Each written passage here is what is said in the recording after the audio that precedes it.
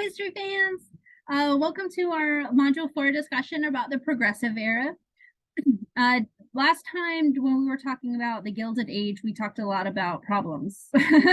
And so today we're going to talk about potential solutions, much more cheerful. So the Progressive Era is our next period of time, roughly-ish the first 20 years or so of the 1900s, 1900 to 1919-ish, which is characterized by a spirit of reform. Everybody is wanting to solve all of the problems, which is great because their Gilded Age had a lot of problems, which we talked about. It's very broad. The thing to remember about progressivism is that it is broad. Sometimes people will talk about a progressive movement. I don't know if we can call it a movement because there's no sort of specific member. Progressives are men and women. They're young and old. They're white and black and brown. They're from the cities. They're from the farm.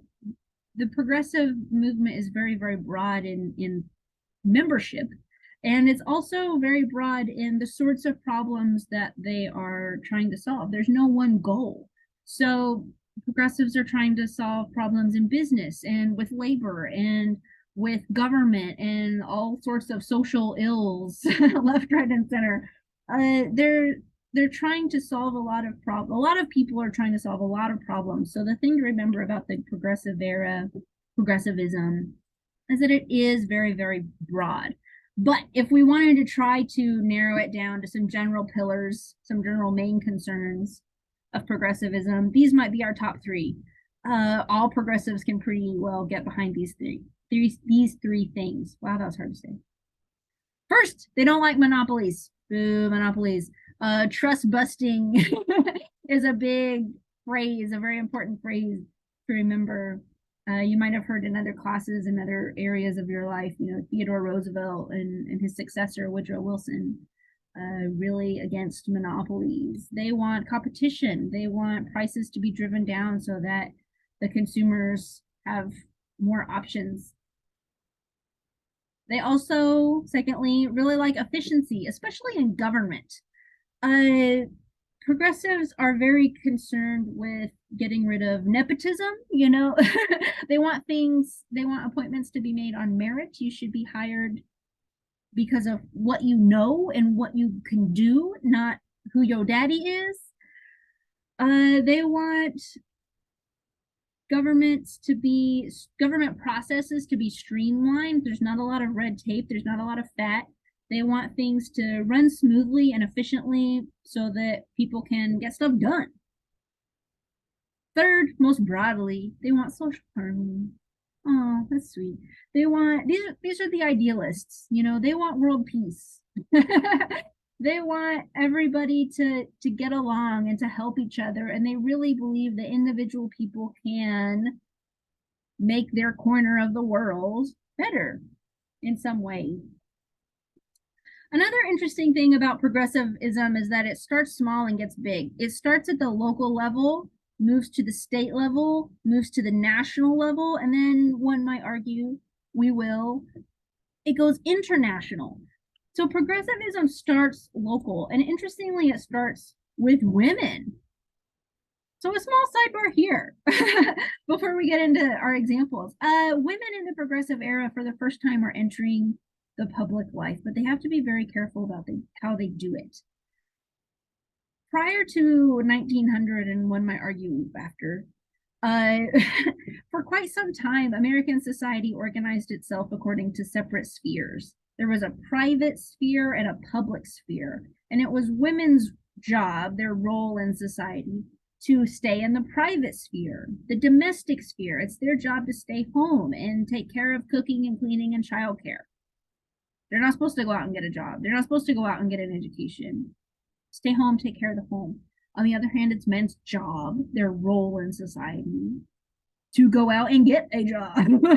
They are supposed to engage in military and war and business and government.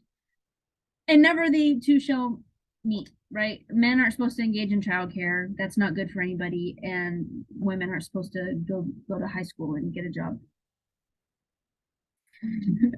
That was the way that things stood for quite a long time. However, starting about 1900, we see an increasing number of women who are going to high school. Oh my God. And they are starting to advocate for suffrage, voting rights. Oh my God. And they're starting to wear makeup and they're starting to get jobs and all of this. And so it gets really dicey, but they have to be very careful about how they do it. Women are entering the public sphere in larger numbers for the first time, but they do it as by arguing that it's an extension of their private sphere activities. Women, progressive era women, enter the public sphere by arguing it's an extension of their private sphere activities. So, for example, one of the first, earliest, and most popular ways for women to get a job in the early progressive era was in orphanages. So, women are arguing, oh, childcare is women's role. Childcare is a domestic sphere role. That's what I'm supposed to be doing. And I'm doing a really good job taking care of my own kids.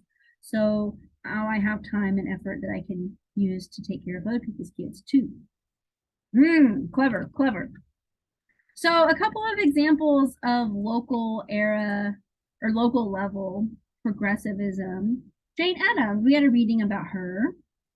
Jane Addams, well-educated, native-born white, relatively wealthy, middle-class woman, established Hull House in Chicago. She had traveled and studied in Europe and she had seen settlement houses. And so in 1889, she came home to Chicago and created her own settlement house called Hull House in Chicago. Hull House tried to solve problems of the Gilded Age that were affecting the poor and immigrants in the tenements, in the inner cities, trying to provide basic welfare for immigrants. And when we say that word, I don't mean any sort of stigma attached to that, just welfare, just well-being, trying to help immigrants survive. So welfare for immigrants. At Hull House, they had programs like Job Heroes, trying to help the men get jobs and keep jobs, kindergartens for the youngest children, trying to get them some early education, get them a head start in school, health clinics for the whole family. Everybody needs basic health care. But Hull House also had a lot of programs that tried to look forward towards assimilating and refining immigrants. A lot of native-born Americans, like Jane Addams, were concerned that immigrants weren't assimilating as quickly as they perhaps should. So they offered at Hull House programs that would help immigrants assimilate and Americanize, shall we say, themselves. So things like English as a second language courses. They offered citizenship classes, trying to help people get American citizenship. There were lending libraries and art galleries and free concert halls so that there were places where immigrants could go to get an education or to experience greater quality of life. Jane Addams and Hull House. Think about linking her with last module's discussion of Jacob Riis. You know, Jacob Riis's How the Other Half Lives project, both the written and the photo evidence, was talking about all of these problems facing immigrants. Hull House tries to solve some of those problems. One of the problems that Jacob Riis spoke about specifically was drunkenness. And Carrie Nation was very involved in the temperance movement. The temperance movement was against alcohol. Carrie Nation had a very personal vendetta against alcohol. Her personal background really leads her to be involved in the temperance movement. Carrie's father and both her first and second husbands were alcoholics. Unfortunately for her, these men all tended to be angry drunks, and so they had a habit of getting drunk, going out and getting drunk and coming home and beating their wife and kid. So Carrie Nation sees very clearly throughout her entire life that alcohol breaks up families. Alcohol, it can physically hurt families, but also mentally and emotionally hurt families. If the father figure is drinking all evening, then he's not at home with his wife and kids. If he's hungover the next day, then he's not at church, or he has a really hard time working and keeping a job. If he's spending all of his money on alcohol, he's not spending it on rent and groceries. So she argues that alcohol breaks up families. Carrie, because of her personal troubles, became very religious. And so one day in Medicine Lodge, Kansas, a very rural area, she's sitting in church and she's praying very fervently, and she becomes convinced that God sent her a message. She had a vision from God, and God told her to stand up and live up to her name and carry a nation away from the evils of alcohol. I can't make this up. So that's what she does. She went home and she got her hatchet out of her shed. She already had her Bible, and she went down to the local saloon, and she figured, well, okay, nobody can sell alcohol if there is no alcohol. Pretty logical. So she walked in, and immediately she's breaking the law, because in this period, women were not allowed to enter bars, or saloons as they were called. So she enters and starts yelling at the patrons to get out, and with that hatchet starts just ripping the place to shreds. She smashes all the bottles, she breaks the mirror in the back, 7 years bad luck, who cared, not Carrie. And she smashes the hatchet into the bar, like splintering it. She just wrecks the place. As you might imagine, the male patrons were not too pleased. So they jump her, they beat her up. Someone calls the cops, she's jailed, she's fined. And then the local temperance movement finds out about her actions, and they say, well done, Carrie. And they pay her fine for her so that she can get out. And so now she has an idea. With that money that she just got, she goes on the lecture circuit. She basically just gets on a train, goes to the next town over, gives a speech to the local temperance chapter with her famous Bible and hatchet, and gets everybody all riled up. And then she goes down to the local bar, shreds the place, gets thrown in jail, uses the money that she just raised from the speech that she just gave that afternoon to pay her fine so that she can get out and buy a train ticket to the next town, where she does the whole thing over and over again. Jail, fine, repeat. That's her MO. So Carrie Nation becomes pretty infamous. Temperance movement during this period. She's arguing that alcohol breaks up families. Alcohol is an evil. It makes people do bad things. It hurts not only the person who is drinking. Her father and first husband were alcoholics who drank themselves to death. They die from this disease. But she also points out that alcoholism hurts their families. It takes men and husbands and fathers and their paychecks away from the family.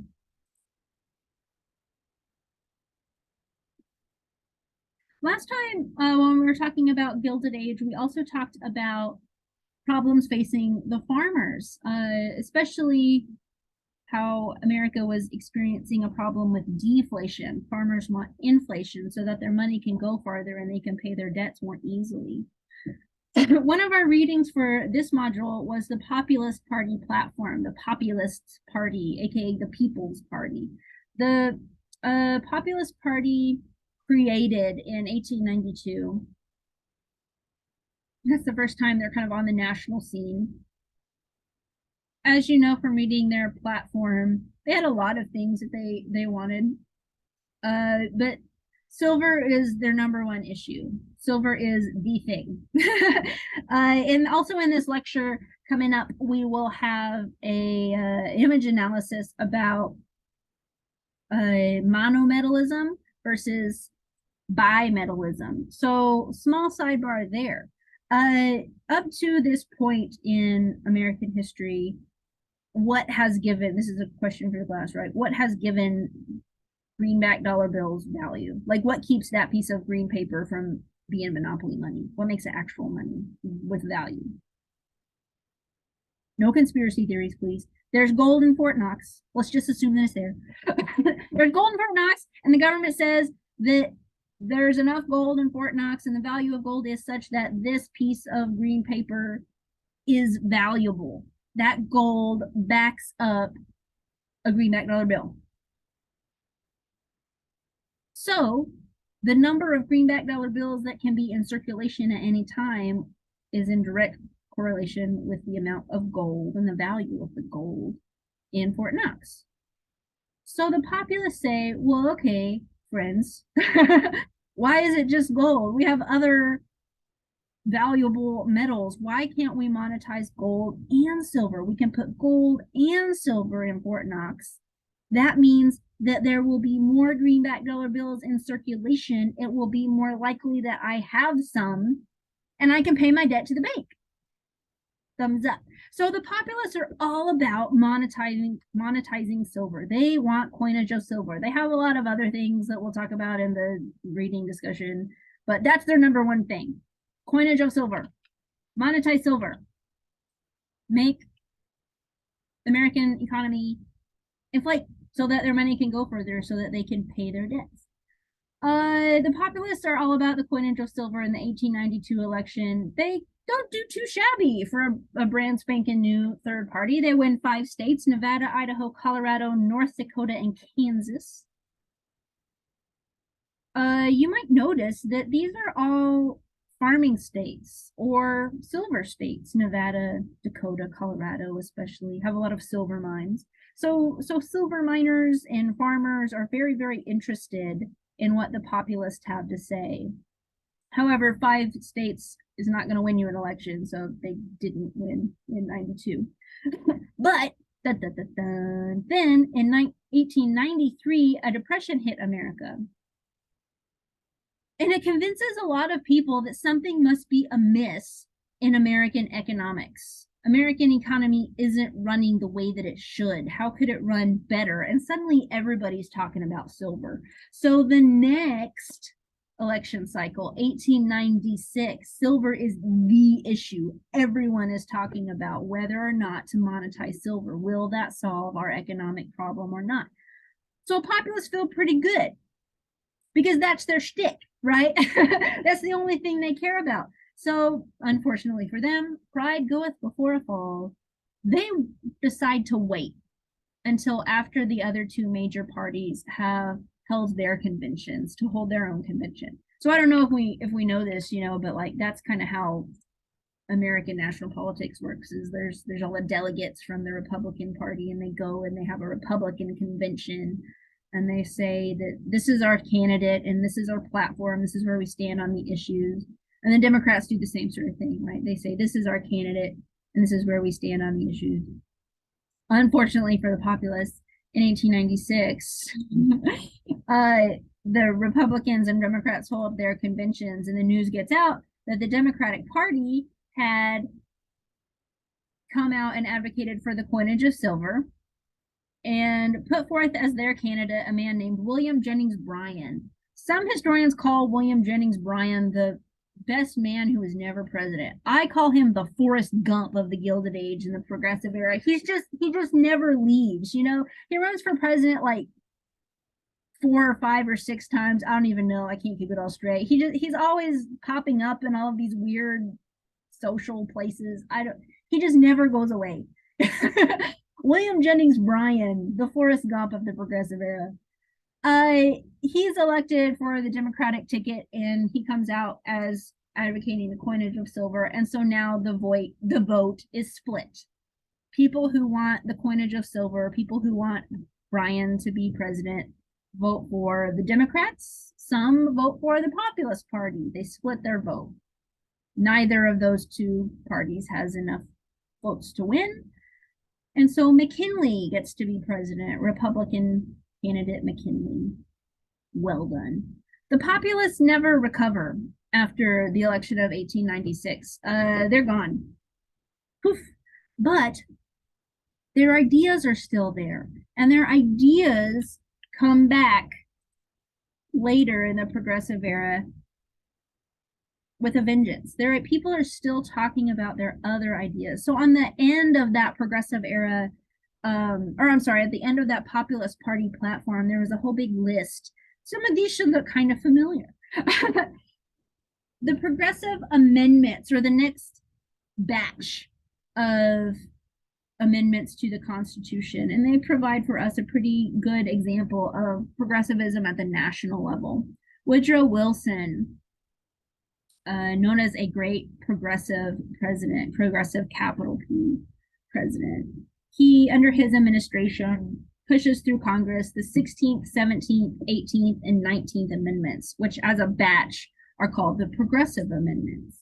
We can see all of the pillars of progressivism in these amendments. So the 16th Amendment, a graduated income tax. This was a populist party idea. The populists don't get it done, they're gone. But people are talking about the economy. People are talking about wealth inequality and how to make the economy and taxation, especially, more equitable. Wow, what's happening? Go away. No, really, go away. Sorry. So the graduated income tax is what I'm trying to get across with this little chart over here. We have this now, the idea that people who have more money should pay more taxes. Wealthier people should pay more taxes than poor people. Instead of everybody paying the same rate, the rate of taxation is different depending on your income. So the people who have a lot of money, the Andrew Carnegies and the Rockefellers and the JP Morgans and the Jeff Bezoses of the world, right? They pay a lot of taxes. And then the yous and me's of the world who don't have a lot of money pay just a little bit of taxes. Your rate of taxation is based on your income. This is a populist party idea. The populists don't get it done, but it comes back and is added to the Constitution. Graduated income tax, trying to make taxation more equitable, more fair, acknowledging that the wealthy should bear the burden of taxation and the poor people need to keep some money in their pocket to pay for groceries. The 17th Amendment, direct election of senators. This is also a populist party idea.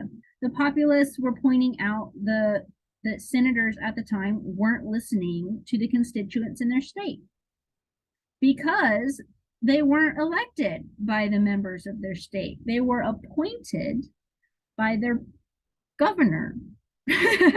So the state governor was appointing two men, they were men, to be senators and go to Washington, D.C. to represent the state, but they weren't really listening to people in the state. They were just listening to the governor. Now, with the 17th Amendment, the people, the yous and me's of the world, vote for our senators directly. So ideally, hopefully, when we call them up, irate about something, they will listen. They're supposed to listen to their constituents in their state. Direct election of senators instead of senators being appointed by state governors as it was previously. The 18th Amendment, all about the prohibition of alcohol. So think about our discussion just a while ago of Carrie Nation. This idea starts small. It starts at the local level. Carrie Nation arguing that alcohol breaks up families. It gains so much momentum. It gets attention at the national level and becomes an amendment. Alcohol is prohibited. Nobody's drinking, except for medicinal purposes, right? Quote unquote. A lot of people, I think, want to make fun of the 18th Amendment in today's world, but I can't reiterate enough that the goal of the 18th Amendment is trying to speak to that idea of social harmony. Progressives want to make their world better. It seems to people like alcohol just causes a lot of problems. It's an addictive disease. It hurts people who get addicted to it, who drink too much, and then they go home and beat their wife and kids, and then they're not paying their rent, and all these things that we've talked about, right? It seems like alcohol is the root cause of a lot of problems. If they can get rid of alcohol, they'll get rid of a lot of the problems. So 18th Amendment, prohibition of alcohol, speaking directly to that social ills, social harmony pillar of progressivism. And then our last one, the 19th Amendment, equal suffrage, women's suffrage. This is a interesting amendment. The amendment advocating for equal suffrage, voting rights for men and women, written in 1848, before the Civil War, before this course ever picked up. took forever to get, what is that, 80 years to get enough momentum to be ratified and added to the Constitution. A big part of the reason why it was finally ratified and added to the Constitution was this woman named Alice Paul. Alice Paul, a suffragist working in Washington, D.C. in the 1910s decade. She had an organization called the National Women's Party, and one of their, not by any means their only, but one of their most popular and most attention-grabbing protests was the Silent Sentinels protest, which is pictured here. President Wilson, I think we might have said in other places, was an idealist. He's a progressive, capital B. He really believes that individual people working their best can make their corner of the world better. And since he has a lot of power as president, he wants to do a lot to make the world better. He goes out on record when World War I is breaking out, which we'll talk about in a second, as saying that people need to be able to vote in their governments. People need self-determination. They need to govern themselves. And he's talking about the Germans, but American women are like, hey, hi, we don't get to vote either. We are not self-governed. We don't have self-determination. Why are you so willing to go halfway around the world and fight for other people's liberty, but you won't fight for it here at home? And so that's like the nail in the coffin when Wilson comes out repeatedly and starts talking about self-determination and self-government and voting rights for people in Europe. The National Women's Party pounces. And they put out banners like this. The Silent Sentinels were a group of women from the National Women's Party who stood outside the White House every day from dawn until dusk, no matter the weather, for about a year and a half. And they were silent. They never spoke. They just stood there with banners. And give it a Google because there's some pretty good ones. But this is one of the most famous ones. They say Kaiser Wilson, ouch, talking about, comparing him to the German Kaiser. Have you forgotten your sympathy with the poor Germans because they weren't self-governed? American women aren't self-governed. Take the beam out of your own eye, kind of that biblical illusion of, don't try to solve other people's problems until you solved all of your problems. Who's going to throw the first stone, sort of illusion. So finally, after much ado, the Equal Suffrage Amendment passed 1919, actually ratified, goes into effect 1920. 1920 is probably the only specific date that I care about in this whole course, in this whole semester, because if we're thinking about our course theme of liberty, this is a major expansion of liberty, at least on paper. 50%, a solid half of American population doesn't have liberty, and then they do. A solid half, that's not a special interest group. That's not a minority. 50% of American citizens don't have the right to vote, and then they do.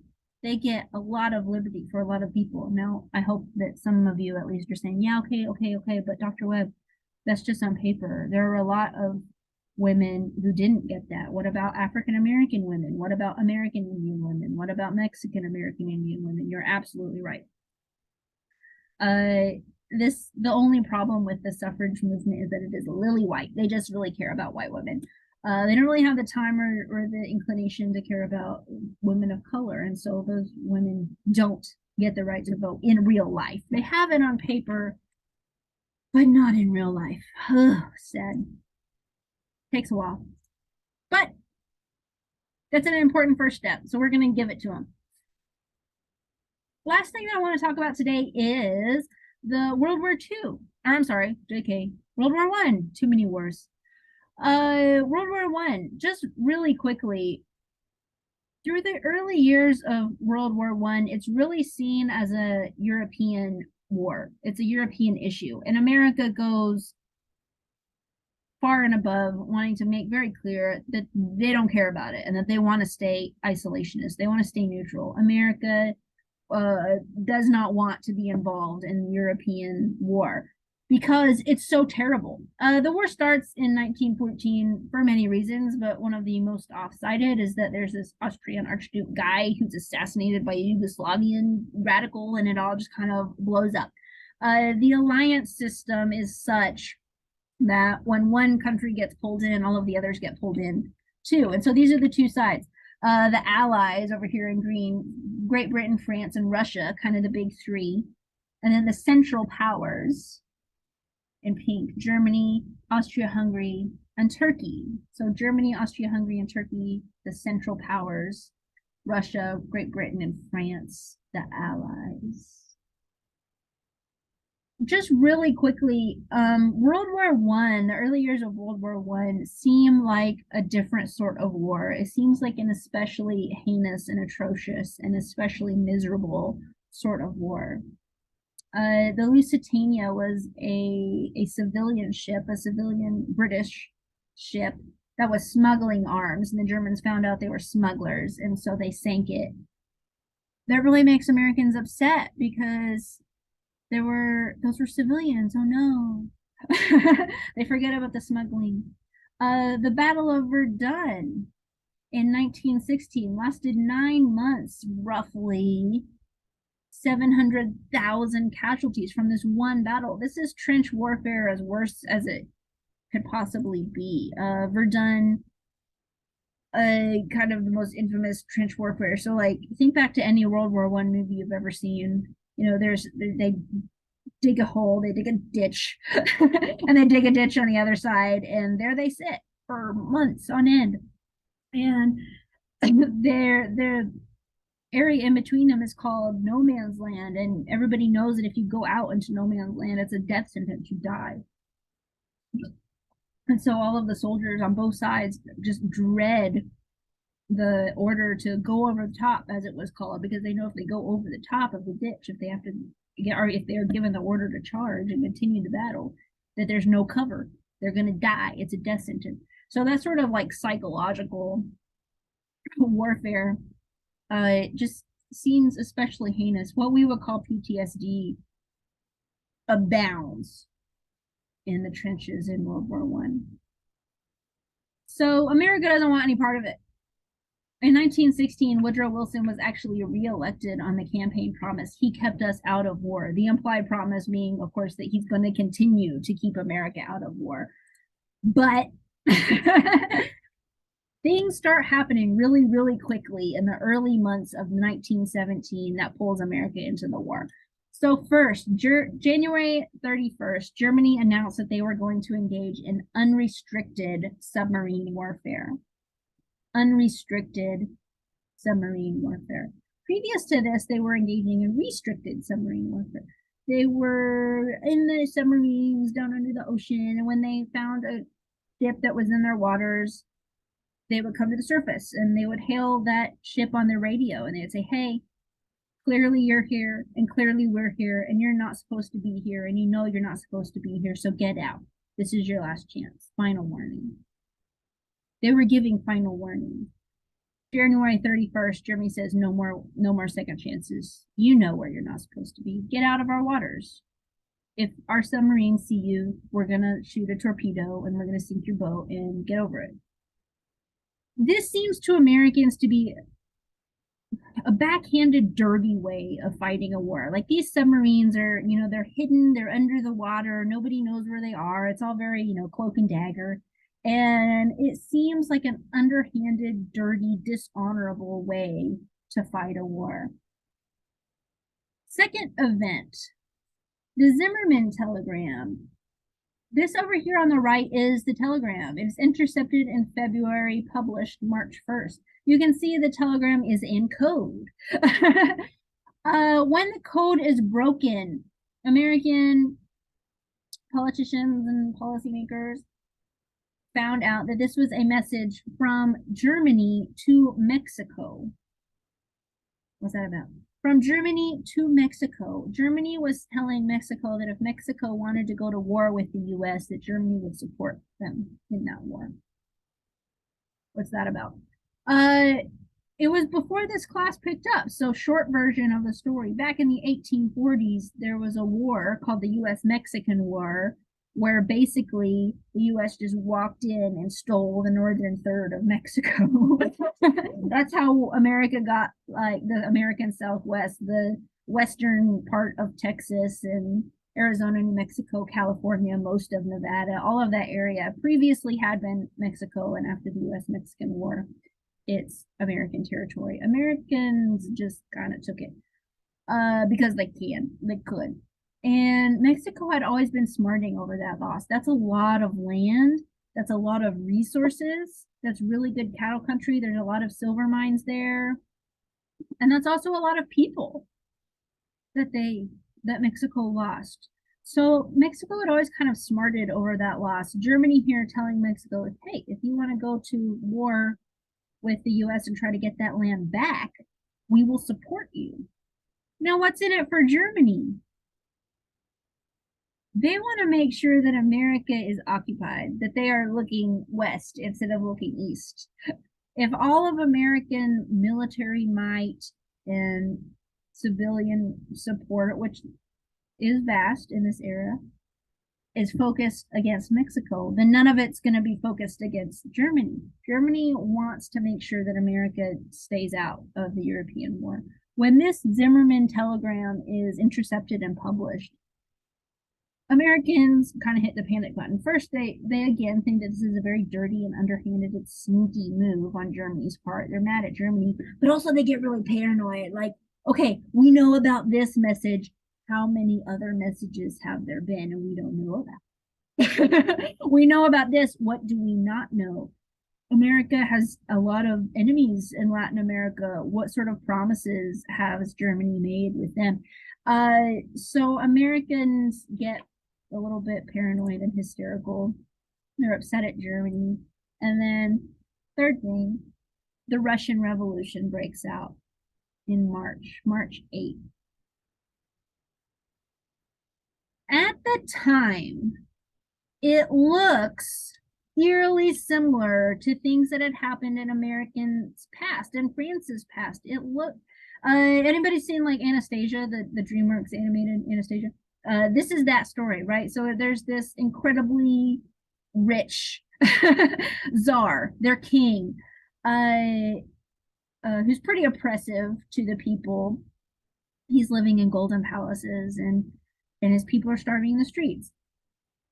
So when the Russian Revolution breaks out, it looks like the American Revolution. It looks like the French Revolution. It looks like the common people are rising up over a oppressive, luxurious king and taking back power. It looks like the Russian people are going to establish a democracy. Now, that's not what happens. In October, they go communist, but nobody knows that at the time. In March, it looks like the Russian people are going to establish a democracy. So let's go back to our map on the previous slide here, right? Great Britain, France, and now apparently Russia, democracies. Germany, Austria-Hungary, Turkey, autocratic regimes. All of a sudden, it looks like this is a war about democracy. This is a war about liberty. This is a war about people having a voice in their government. Well, if that's the case, then America needs in on it. America is the most liberal country in the world, right? We're the best. We have all of the freedom and all the liberties, and we are the country in the world who's going to support that in other places. So the U.S. entered war in April 1917. Woodrow Wilson is very intentional and very blatant when he says that that is the reason that he's going to war. When he goes before Congress in early 1917 and asks for a declaration of war against Germany, he straight up says, direct quote, that we must make the world safe for democracy. That's the quote to remember from Wilson. He's an idealist. He's a progressive past capital P. He wants to make the world safe for democracy.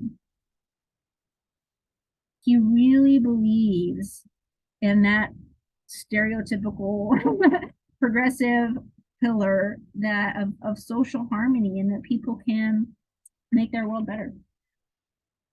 Unfortunately, for Americans back home, that doesn't really go so great. Woodrow Wilson and others might be progressive, they might be on the side of liberty, but that doesn't mean that they're not also a little bit racist. There is a lot of concern in the progressive era, especially during World War I, about immigrants. There is a fear that the people will prove more loyal to their homeland than they are to America. When push comes to shove, people will be more loyal to their homeland than they are to America. Woodrow Wilson calls them hyphenated Americans, so like Asian American or German American or Italian American. He really feels like anybody who's not a native born American is suspect. So the Espionage Act of 1917, and especially the Sedition Act of 1918, tried to curb dissent, try to silence all dissent that could possibly occur in an effort to build consensus, in an effort to get all Americans 100% behind the war effort. And boy, howdy, it works. It works. One of the things about World War I and World War II, which we'll talk about later in this semester, is that this is an era of super patriotism. The American populace is 100% behind the war effort. They will do anything that they have to do to help the soldiers win the war. They're idealists. They're progressives, capital P. So I hope that this lecture for the progressive era has been illuminating and got you a lot of good information for your notes. Y'all don't work too hard. I'll see you guys later.